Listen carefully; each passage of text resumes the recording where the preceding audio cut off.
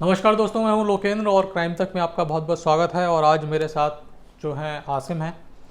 और आज की जो वारदात है वो वाकई में बड़ी अच्छी इन्वेस्टिगेशन है। और जिस चीज़ के लिए कत्ल किया गया और उसी चीज़ ने इस कत्ल का जो मामला था, ब्लाइंड मर्डर केस था, उसको बिल्कुल सुलझा के रख दिया। यानी पुलिस के लिए भी बड़ा अनएक्सपेक्टेड था कि इस तरीके से जिसमें इतने एफर्ट्स लगा रही है पुलिस और एक चुटकी में ये मामला सॉल्व हो जाएगा, इस तरीके का ये मामला है। और पुलिस की इन्वेस्टिगेशन तो अच्छी है, लेकिन मुझे लगता है कि इसमें पुलिस का लक बहुत काम किया है। और जो डिजीज़्ड है, जो मरने वाली महिला है, शायद उसने अपने इंसाफ का जो था इंतज़ाम, वो उसने शायद अपने आप ही कर लिया था इस भी। और यही वजह थी कि ये ब्लाइंड मर्डर केस होने के बाद भी, और दिल्ली से करीबन 2500 किलोमीटर दूर की रहने वाली ये जो महिला थी, उसका ये जो केस था वो दिल्ली में सॉल्व हुआ। पूरी वारदात की शुरुआत होती है 5 फरवरी की रात को। 2016 ये साल था। 5 फरवरी की रात को 1:45 पुलिस को, दरियागंज पुलिस थाने की पुलिस टीम को एक कॉल मिलती है कि पर्दाबाग इलाका है दरियागंज में, और ये नेताजी सुभाष मार्ग, इसकी फुटपाथ पे एक प्लास्टिक का बैग पड़ा हुआ है और उस बैग के अंदर एक महिला की लाश पड़ी हुई है। पुलिस की टीम मौके पे पहुंचती है और वहाँ पर जाकर देखती है कि एक प्लास्टिक का बड़ा बैग, जिसे आम जनभाषा में हम लोग कट्टा बोलते हैं, तो एक सैक के अंदर ये लाश पड़ी हुई थी। पुलिस ने वो लाश खोली, सैक उसको सिला हुआ था सुए से, ऊपर से जो था वो उसको सिला हुआ था, और वो उस लाश जो थी अंदर बंद थी। तो पुलिस मौके पे पहुंची, उन्होंने वो खोला, सैक जो था, कट्टा जो बोरा जो भी था, उसको खोला और उसमें से पुलिस को एक महिला की लाश मिली। महिला की लंबाई करीबन 5 फुट थी। गले में चुन्नी कसी हुई थी, यानी जो हत्या की गई थी वो उसी चुन्नी से गला घोंट के की गई थी। पाँव जो थे महिला के वो बंधे हुए थे, और महिला की जो शक्ल और सूरत थी उसको देखकर लगता था कि महिला का वास्ता किसी पहाड़ी इलाके से, यानी जो फीचर्स थे वो नॉर्थ ईस्टर्न स्टेट के अलावा नेपाल और तिब्बत के जो लोग हैं उनसे मिलते थे। तो पुलिस को ये लगा कि ये जो महिला है इसका वास्ता भी कहीं ना कहीं उसी इलाके से होगा, और इसी लाइन को लेकर पुलिस ने अपनी तफ्तीश जो थी वो आगे बढ़ाई।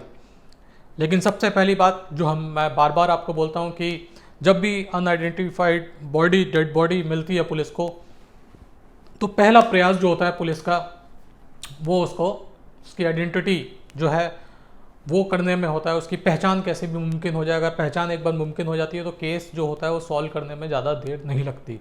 तो पुलिस ने लाश के पास के ऊपर जो कपड़े मिले थे, जो महिला थी उसने टी शर्ट और नीचे लेगिंग पहनी हुई थी, और कुछ अंगूठियाँ थी उसके हाथ में, और ये सारी चीज़ें थी। तो पुलिस ने जो लेगिंग्स थी या ऊपर के जो भी कपड़े थे उनको खंगाल के देखा, तो कुछ ऐसा पुलिस को नहीं मिला जिससे उस लाश की पहचान हो सके। पुलिस ने मौका मुआयना किया, आसपास की चीज़ें देखी, सीसीटीवी वगैरह भी देखा, कुछ नहीं मिला। लाश को पोस्टमार्टम के लिए भेज दिया गया। लेकिन यहाँ पे एक चीज़ और मैं बताना चाहूँगा आपको कि अक्सर जो भी लावारिस लाशें होती हैं उनका तुरंत पोस्टमार्टम नहीं किया जाता। ज़्यादातर केसेस में पुलिस उनको जो लाशें हैं उनको मॉर्चरी में रख देती है और इंतज़ार करती है करीबन 2 से 3 दिन या 4 दिन या 5 दिन, वो डिपेंड करता है केस टू केस, कि शायद कोई आ जाए, पहचान ले। क्योंकि लाश को पहचानने के लिए पुलिस करती क्या है, एक तो जो जिप नेट होता है पुलिस का, जिप नेट एक तरीके का पुलिस का सॉफ्टवेयर आप उसको समझ लीजिए, जिसमें केवल दिल्ली की पुलिस नहीं, दूसरे जो प्रदेश हैं उनकी पुलिस भी जुड़ी हुई होती है। और ऐसी जो अनआइडेंटिफाइड डेड बॉडीज़ होती हैं, जो लावारिस लाशें होती हैं, उनकी फ़ोटोग्राफ्स जो होती है वो जिप नेट पर डाली जाती है, ताकि जो दूसरे थानों की पुलिस है या दूसरे राज्यों की पुलिस है वो चेक कर ले, अगर उनके यहाँ पे कोई मिसिंग कंप्लेंट और इस तरीके से अगर मिसिंग कंप्लेंट है और किसी ने इस तरीके की फ़ोटोग्राफ दी है गुमशुदा होने वाले की, तो कम से कम उसको देख के आइडेंटिफाई किया जाए। तो जिप नेट पे एक फ़ोटोग्राफ डाली जाती है। इसके अलावा और भी बहुत सारे माध्यम होते हैं, जैसे MPS होता है, DMPU होता है, NCRB होता है, national crime record bureau, SCRB होता है, CRO होता है, CBI होता है। इन सब लोगों को भी ऐसी लावारिस लाशों की फ़ोटो भेजी जाती हैं। इसके अलावा दूरदर्शन पे उस तरीके से आपको याद है कि जब हम बचपन में आता था कि गुमशुदा लोगों का बुलेटिन के बाद दिखाया जाता था कि ये मिसिंग है और उस तरीके से आप पहचान करिए, और यहाँ पे दरियागंज का ही उसमें जहाँ तक मुझे याद आ रहा है कि पता दिया जाता है कि आप अगर आपके पास कोई इन्फॉर्मेशन हो गुमशुदा लोगों से तो इस पते पे आप करिए संपर्क। तो पुलिस ने दूरदर्शन, ऑल इंडिया रेडियो के माध्यम से जो कदकाठी थी, जो चेहरा मोहरा था, जो लाश मिली थी, उसके बारे में बताया। और इसके अलावा जितने भी प्रोमिनेंट नेशनल अखबार थे उसमें वो जो फोटोग्राफ थी महिला की वो छापी गई। और नेशनल अखबार थे तो पूरे देश में भाई कई सारे एडिशंस होते हैं जिसमें फ़ोटो छपती है, तो ऐसे में प्रोबेबिलिटी रहती है, ऐसे में बहुत प्रोबेबिलिटी रहती है कि शायद कोई आके अखबार में फ़ोटो देख के पहचान ले। और ऐसे बहुत सारे केसेस होते भी हैं कि अखबार में फ़ोटो देखने के बाद लोग पहचान लिया करते हैं, और आके एक बार आइडेंटिटी जो इस्टेब्लिश हो गई तो केस जो है वो बड़ी जल्दी सॉल्व हो जाता है। तो पुलिस ने भी अपना इस तरीके से किया। इसके अलावा एक और पुलिस के पास आइडेंटिटी प्रूफ करने के लिए, इस्टेब्लिश करने का एक और तरीका है, वो ये है कि जो मरने वाला होता है, जो भी लाश मिलती है, उसका फ़ोटोग्राफ लेके पूरे दिल्ली के अंदर या जो भी एरिया होता है, अगर कोई राज्य में है तो उस तरीके से वो शहर के अंदर फ़ोटोग्राफ जो है वो चिपकाते हैं। तो इसी तरीके से पुलिस ने भी ह्यू एंड क्राई नोटिस, इश्तिहारे शोरे गोगा जो उसको बोला जाता है पुरानी जो पुलिस की भाषा है उसमें, तो ह्यू एंड क्राई नोटिस जो थे वो तमाम जो दिल्ली के इलाके थे उसमें लगाए। ख़ास तौर पे क्योंकि महिला का चेहरा मोहरा जो था वो नॉर्थ ईस्ट इंडिया का लग रहा था, तो ऐसे इलाके पुलिस ने खोजे जहाँ पे ज़्यादातर नॉर्थ ईस्ट के या तिब्बत के लोग रहते हैं, जैसे मजनू का टीला हो गया या फिर मुनीर का हो गया, और भी कई सारी जगह हैं। जैसे मजनू का टीला में तो ज़्यादातर तिब्बतन्स रहते हैं, तिब्बत के जो लोग हैं वो रहते हैं, लेकिन मुनीर का हो गया और इस इलाके में और भी कई सारे इलाके हैं साउथ में जहाँ पे नॉर्थ ईस्ट के लोग बहुत ज़्यादा तादाद में रहते हैं। तो इस ऐसे इलाकों में भी पुलिस ने जो पोस्टर्स थे उस जो लावारिस लाश के वो छपवाए, और ये सब कुछ काम होने में करीबन 2 से 3 दिन का वक्त गुजर गया, लेकिन पुलिस को कोई कामयाबी नहीं मिली। अब पुलिस ने सोचा कि चलो 3-4 दिन का वक्त गुजर गया तो कम से कम पोस्टमार्टम तो करवा ही लिया जाए। और जब पोस्टमार्टम पुलिस ने करवाया, और पोस्टमार्टम के दौरान एक तो शुरुआत में ही पुलिस ने सरसरी जो सर्च जो थी बॉडी की वो कर ली थी, कपड़ों की जो थी वो कर ली थी, लेकिन पोस्टमार्टम जब किया जाता है तो सारे जो कपड़े होते हैं उनको खंगाला जाता है। तो ऊपर जो टी शर्ट और लेगिंग पहन रखी थी उससे तो पुलिस को कुछ नहीं मिला। लेकिन इस बीच हाँ, मैं एक बात और आपको बताना भूल गया कि जो सैक मिला था, जो कट्टा मिला था, जो बोरा मिला था पुलिस को जिसमें ये लाश मिली थी, उसमें उसके ऊपर लिखा हुआ था कलश तितपुर खोपरा करके। खोपरा मेरे ख्याल से जो नारियल होता है उसको शायद खोपरा बोलते हैं। तो ये कलश तितपुर खोपरा का जो कट्टे के ऊपर लिखा हुआ था। अब पुलिस ने ऐसे दुकानदारों के बारे में पता करना शुरू किया कि जो इस तरीके के जो सैक्स जो हैं, जो इस तरीके के जो कट्टे हैं वो बेचते हैं, और इस तरीके के कट्टे कहाँ मिलते हैं ये पुलिस ने दुकानदारों से पता करना शुरू किया। तो पुलिस को मालूम चला कि जो मिठाई पुल इलाका है दिल्ली का, वहाँ पे इस तरीके के जो कट्टे हैं वो मिलते हैं। और पुलिस की जो टीम थी वो कई सारी जो दुकानें थी जहाँ पे इस तरीके के कट्टे मिलते थे वहाँ पे गई और उन दुकानदारों से पूछताछ करी। और एक दुकानदार जिसको पुलिस ने वो कट्टा दिखाया जिस पे ये नाम लिखा हुआ था कलश तितपुर खोपरा। उसने पहचान लिया कि ये जो कट्टा जो था प्लास्टिक का वो मेरे यहाँ से ही ख़रीदा गया था। और पुलिस ने पूछा कि डिस्क्रिप्शन बताओ जिसने ख़रीदा था। तो उसने बताया कि वो जो शख्स था जिसने कट्टा ख़रीदा था वो देखने से नॉर्थ ईस्ट का ही लग रहा था, उसका वास्ता कहीं ना कहीं उस साइड से ही होगा, यानी पहाड़ी इलाके से वो लग रहा था।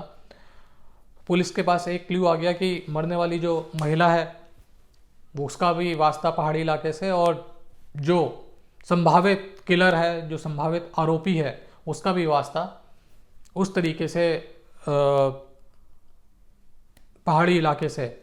इसके अलावा जो दुकानदार था उसने ये भी बताया, पुलिस ने पूछा कि कैसा जेंट्री कैसी थी, किस तरीके का था।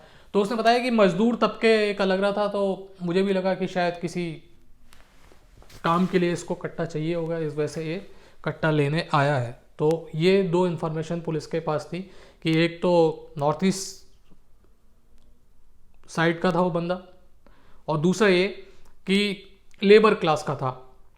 अब पुलिस ने लेबर क्लास का था तो कई सारे ऐसी जो जे कॉलोनीज़ हैं वहाँ पे पुलिस ने सर्च करना शुरू किया कि इस तरीके से कोई लेबर क्लास का बंदा मिसिंग हो। तो पुलिस जितना भी कर सकती थी तफ्तीश उसने किया, लेकिन उससे वहाँ पे कोई कामयाबी नहीं मिली।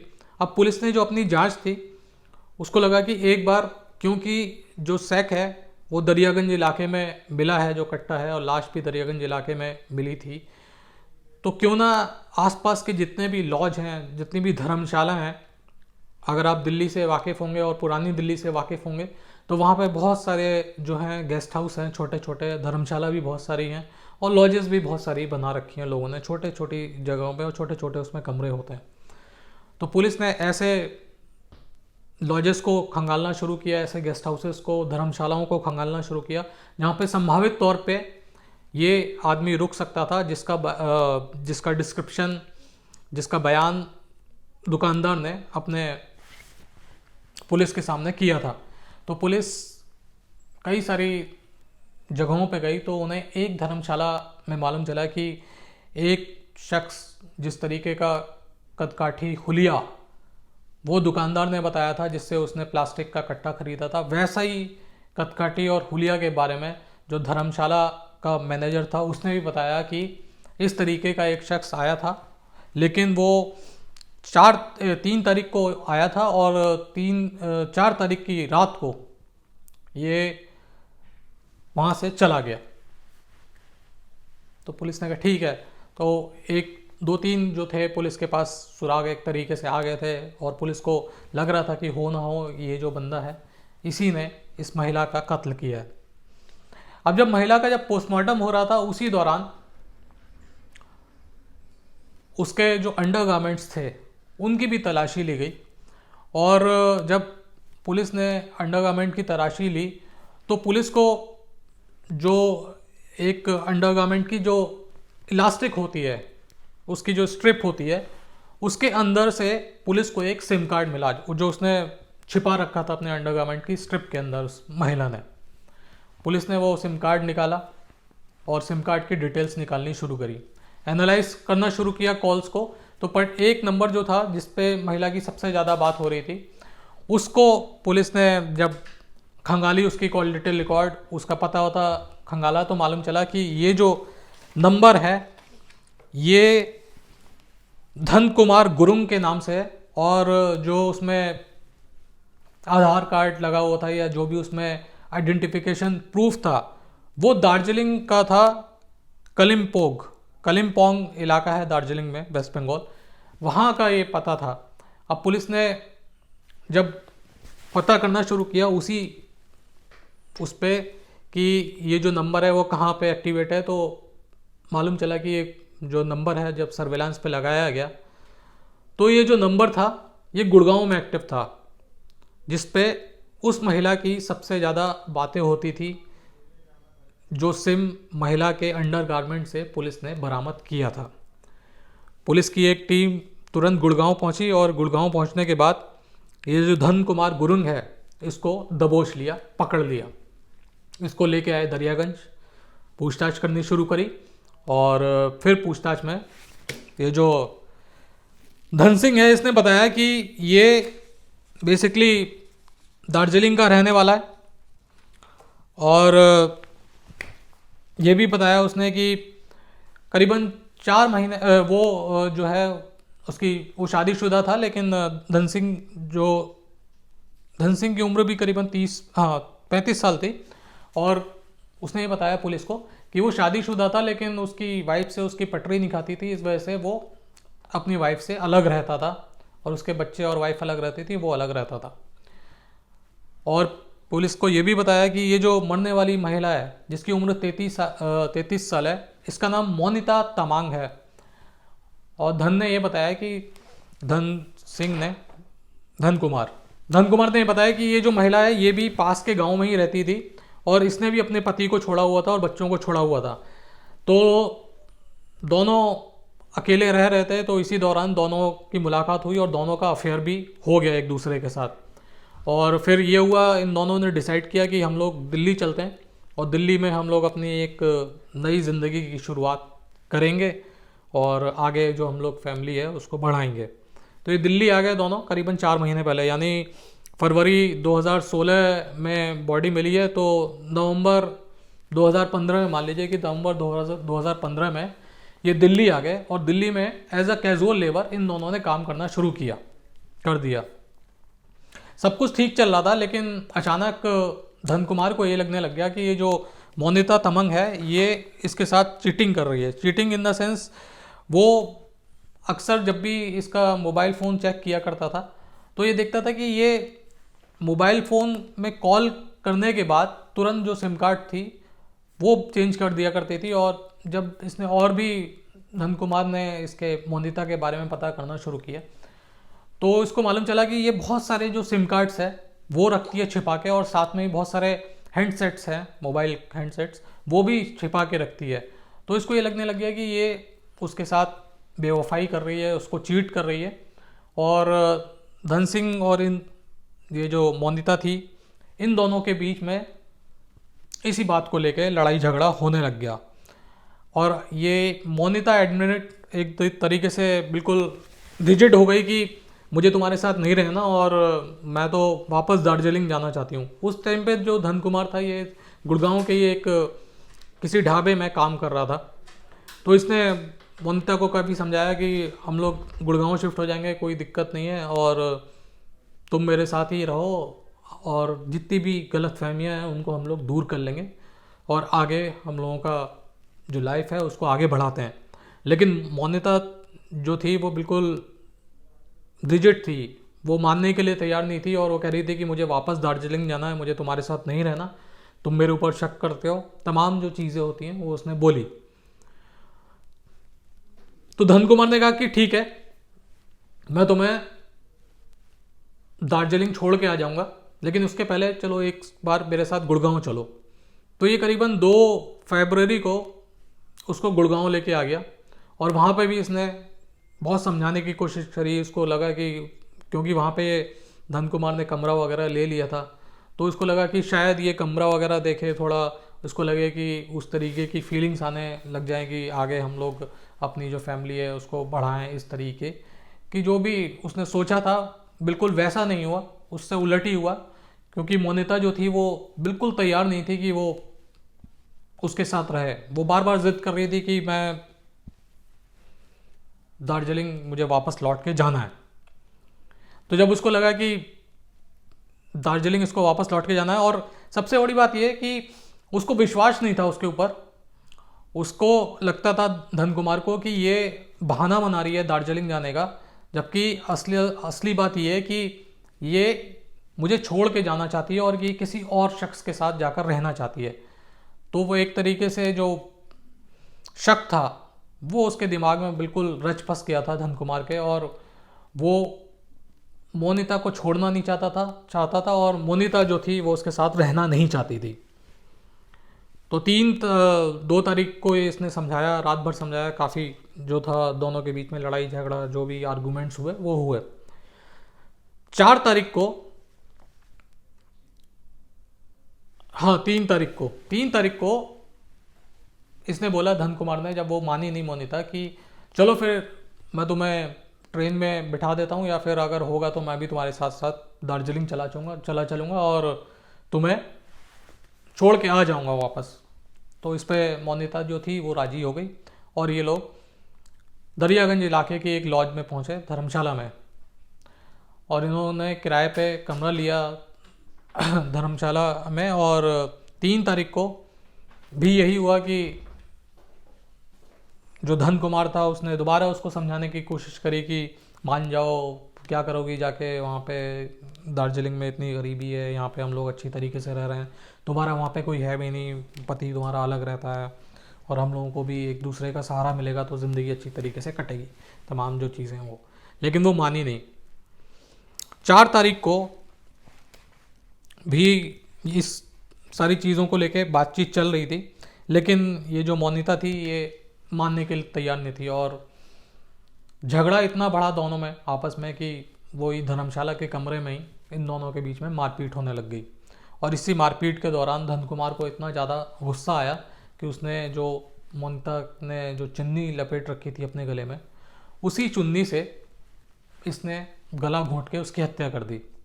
हत्या करने के बाद इसने जो लाश थी उसको धर्मशाला के कमरे में ही छोड़ दिया, लॉक लगाया।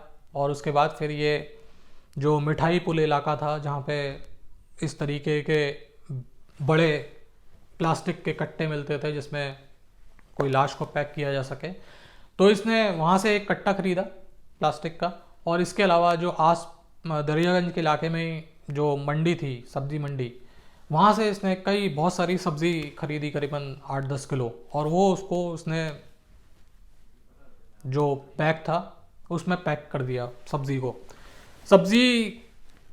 को पैक करने के बाद ये फिर कमरे पे पहुंचा धर्मशाला के, और फिर इसने मोनिता की जो लाश थी उसको उसी सैक में पैक कर दिया सब्जी के साथ, उसके पाँव बांध दिए ताकि इधर उधर ना हो। और उसके बाद जो थैला था उसका ऊपरी जो हिस्सा था उसको इसने सिल दिया। उसको सिलने के बाद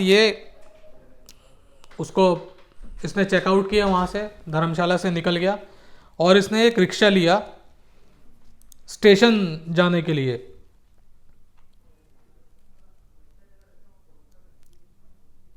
नहीं, दरियागंज जाने के लिए इसने एक रिक्शा लिया, और ये जो पर्दा बाग जो इलाका है वहाँ पे इसने बोला कि रिक्शे वाले को कि यहीं पे रोक दो, मुझे यहाँ से बस पकड़नी है, तो मुझे यहाँ पे तुम छोड़ दोगे तो मैं यहाँ से बस पकड़ लूँगा। रिक्शे वाले ने उसको वहीं पे उतार दिया। इसने देखा कि करीबन रात 9 बजे का वक्त था और इसने रिक्शा भी जो था वो बड़े सुनसान इलाके में रुकवाया था।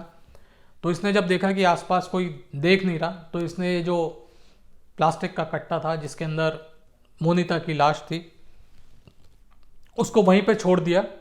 और वहाँ से छोड़ने के बाद इसने गुड़गांव के लिए मेट्रो या बस जो भी है वो पकड़ी, और उसके बाद ये वहाँ से गुड़गांव पहुँच गया। और गुड़गांव पहुँचने के बाद इसने अपनी नौकरी जो थी जहाँ पे वो काम कर रहा था वो दोबारा शुरू कर दी। 5 फरवरी को लाश मिली और 15 फरवरी को ये केस जो था वो सॉल्व हो गया। 10 दिन लगे इस केस को सॉल्व होने में, लेकिन केस में सबसे बड़ा जो क्लू था वो सिम कार्ड से मिला। और ये कई सारे सिम कार्ड जो थे जिन्हें मोनिता छिपा के रखती थी, उनमें से एक सिम कार्ड था जिसे मोनिता ने अपने अंडरवियर का जो इलास्टिक वाला हिस्सा होता है उसमें छेद करके इसने छुपा रखा था। एक फ़ोन तो इस्तेमाल कर ही रही थी, वो फ़ोन तो इसने धन कुमार ने उसको फेंक दिया था फ़ोन को, ताकि पकड़ा ना जाए। इसने फ़ोन अपने साथ कैरी नहीं किया था, मोनिता का फ़ोन फेंक दिया था। लेकिन जो एक छुपा हुआ सिम कार्ड था वो मोनिता के अंडरगारमेंट में मिला, और उसी सिम कार्ड की एनालिसिस करने के बाद पुलिस ने धन कुमार जो था इसको पकड़ लिया, और एक जो ब्लाइंड मर्डर केस था इस तरीके से पुलिस ने सुलझाया। और अपने आप में ही एक अजीब मर्डर केस है। इसके पहले मैंने कभी इस तरीके से सुना नहीं कि किसी शख्स ने अपने कातिल को पकड़वाने का इंतज़ाम मरने से पहले ही कर दिया हो। तो ये आज की कहानी थी। फिर आपसे मुलाकात होगी, तब तक के लिए अपना ख्याल रखिए। जय हिंद, जय भारत।